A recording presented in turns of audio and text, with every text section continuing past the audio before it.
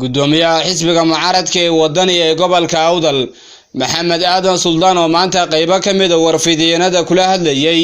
xafiiska xisbiga mucaaradka ee wadaniga ku leeyahay magaalada Boorama. Maxamed Aadan Suldaan ayaa waxa uu si adag uga jawaabay hadalla maalinimadii shalay ahay warbaahinta uu mariyay duqa degmada Boorama Salebaan Xasan Xadi. Maxamed Aadan Suldaan gudoomiyaha xisbiga mucaaradka ee wadaniga ee gobolka Awdal ayaa sheegay in muddaxileedkii maayirka waqti hore uu dhamaaday isla markaana xilligan uu sharci darro ugu fadhiyo. Gudoomiyaha xisbiga mucaaradka ee wadaniga ee gobolka Awdal oo luuqad adag kula hadlaya maayirka degmada Boorama ayaa waxa uu ku sheegay inuu yahay toosh cadaawo uu dabada u ka riixayo, waa sidoo hadalka u dhigay. gudoomiyaha golaha deegaanka ee degmada Boorama isagoo Hargeysa jooga wixii uu xalay ka lahaa ee walaal doorashadii 13 waan ku galaynaa waqti saami laga hadla ma joogno isagoo dhawaqaasi khilaafsan yahay bulshada oo uu yahay maayirka waa nasiib darro 28 bishii Maarch ayaa waxa dhamaaday sharciyadii maayirkani ku fadhiyay dhammaan maayirada dalka ku fadhiya sharciyadii ay ku fadhiyeen ee muddaxileedkoodii iyo kordhintoodii 28 Maarch bay ku ekayd waa nasiib darro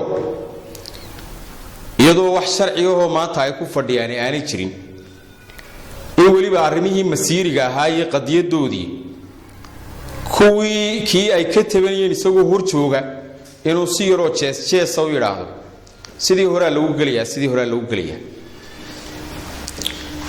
hubsiimalaantu inay halis keento marbaan hambaliyay waraabo raqaysta ereygan baa laga hayay waxaan ii sheegayaa oo nasiib darrada ugu weyn waxa weeye warka maayirku xalay toole TV-ga ka lahaa ee ku lahaa saami qaybsiga uu ka hadlayay waa yaan darro inteeda leegayaan waxa warkii ka horeeyay u baxay oo TV-ga ka baxay maayirka magaalada Burco oo la reer Awdalow tiro wax kuma helaysaane gobollo wax lagu qaybiyo waxaan filayay maayirka Burco markaan daawaday inuu ka Boorama xun dadkiisa u damqan doono waxa nasiib darro isagoo marxaatiga u furay waa nasiib darro bulshada reer Awdal waxaan leeyahay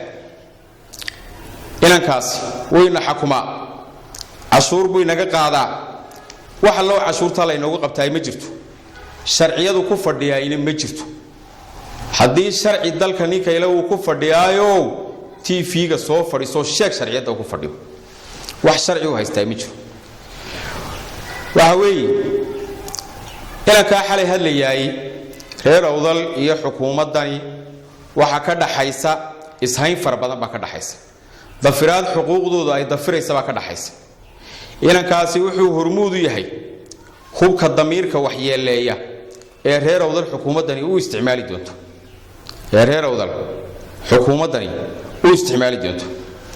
waxaan ugu baaqayaa ninka odayga ay xalay TV-ga ka hadlayay lahaa sidii hore lagu galaya lahaa apology ka bixiyo hadalka 27 saacadood ee soo socda apology ka bixiyo hadduu ka bixin waayo reer Boorama iyo reer Awdal way is yaqaanaan mas'uul kasti oo markuu xilka ku fadhiyo xuquuqdooda dafiro way yaqaanaan anu waxaan u aqaanaa toosh cadaawo dhagaxaystay oo shacabkiisa ku soo ifaya laakiin muddada uu sii shidmaanaya ay aad iyo aad waa Imraan Xuseen Aadan wararka muuqbaaya telefishanka caalamiga Star TV Boorama.